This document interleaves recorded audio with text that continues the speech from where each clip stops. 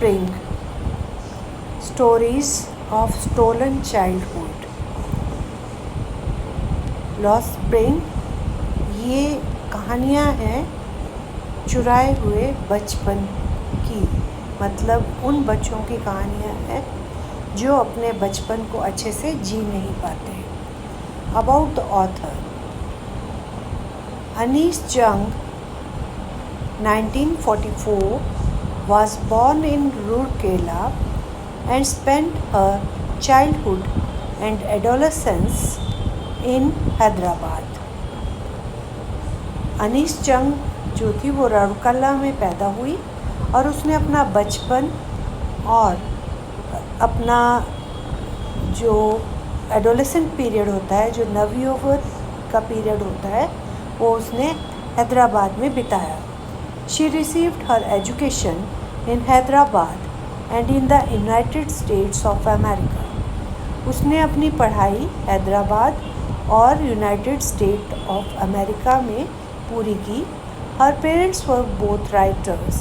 उसके दोनों माँ बाप जो थे वो राइटर्स थे।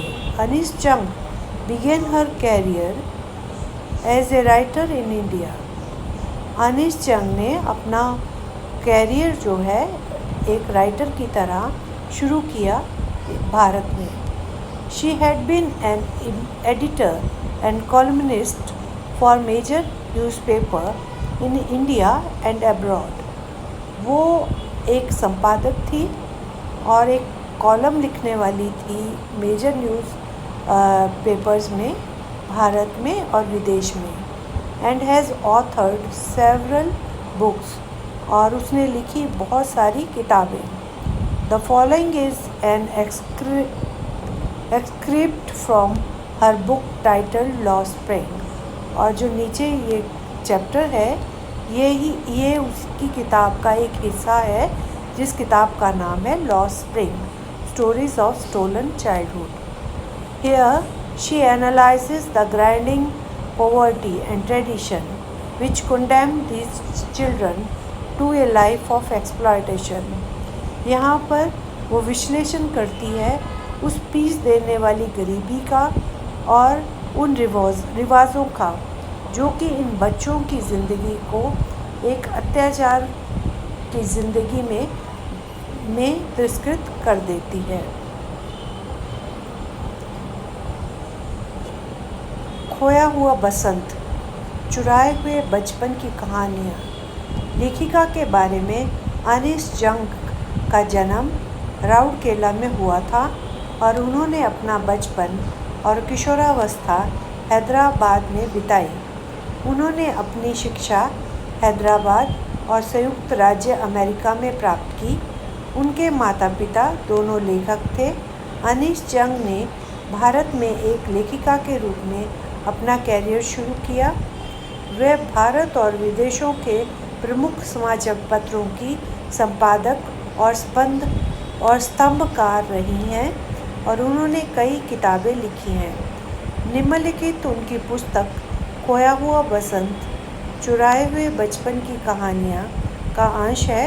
यहाँ वे उस घोर गरीबी और परंपराओं का विश्लेषण करती हैं जो इन बच्चों को शोषण के जीवन के लिए मजबूर करती है। I am Paramita Thakur going to teach you something about the chapter Lost Spring and we all together try to understand the chapter properly. हम कोशिश करेंगे इस चैप्टर को समझने की step by step. Notice these expressions in the text, infer their meaning from the context. Looking for, slog their daylight hours, roof over his head, perpetual state of poverty, dark hut-mate, imposed the baggage on the child. पर ध्यान दें, संदर्भ से इनका अर्थ समझें। तलाश में, पहले है लुकिंग फॉर, तलाश में। दिन भर मेहनत करते रहे। slog their daylight और सिर पर छत रूफ ओवर हिज हेड निरंतर गरीबी की स्थिति perpetual state of poverty dark hutments अंधेरी कोठियाँ अंधेरी झोंपड़ियाँ impose the baggage on the child बच्चे पर बोझ लाद देना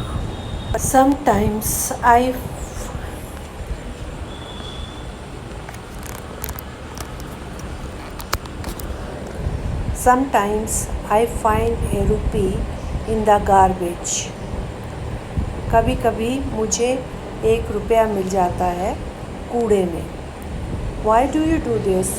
I ask Sahib, whom I encounter every morning scourging for gold in the garbage dumps of my neighborhood. तुम ये क्यों करते हो? मैंने साहिब से पूछा जिसको मैं रोज़ सुबह मिलती थी सोना ढूंढते हुए जब वो स्क्रॉजी टटोल रहा होता था सोने के लिए उस कूड़े के ढेर में जो कि मेरे पड़ोस में पड़ा था उस कूड़े के ढेर में वो टटोल रहा होता था Sahib left his home long ago Sahib ने अपना घर बहुत पहले छोड़ दिया set amidst the green fields of Dhaka his home is not even a distant memory Dhaka के हरे भरे खेतों के बीच में उसका घर एक बहुत दूर की एक याद नहीं थी There were many storms that swept away these fields and homes बहुत सारे तूफ़ान आए और उनकी वजह से वो सारे खेत और सारे घर बह गए His mother tells him उसकी माँ उसे बताती थी That's why they left looking for gold in the big city where he now lives इसलिए उन्होंने वो सब छोड़ा सोना ढूंढने के लिए इन बड़े शहरों में जहाँ वो अब रहता था कभी कभी मुझे कूड़े में 1 रुपया मिल जाता है तुम ऐसा क्यों करते हो मैं साहिब से पूछता हूँ जिनसे मैं हर सुबह मिलता हूँ वे मेरे मोहल्ले के कूड़े के ढेर में सोना ढूंढते हैं साहिब बहुत पहले अपना घर छोड़ चुके हैं ढाका के हरे भरे खेतों के बीच बसा उनका घर अब दूर की याद भी नहीं है उनकी माँ बताती हैं कि कई तूफ़ान आए थे जो उनके खेतों और घरों को बहाकर ले गए थे इसलिए वे उस बड़े शहर में सोना ढूंढने चले गए जहाँ वे अब रहते हैं I have nothing else to do, he muttered, looking away.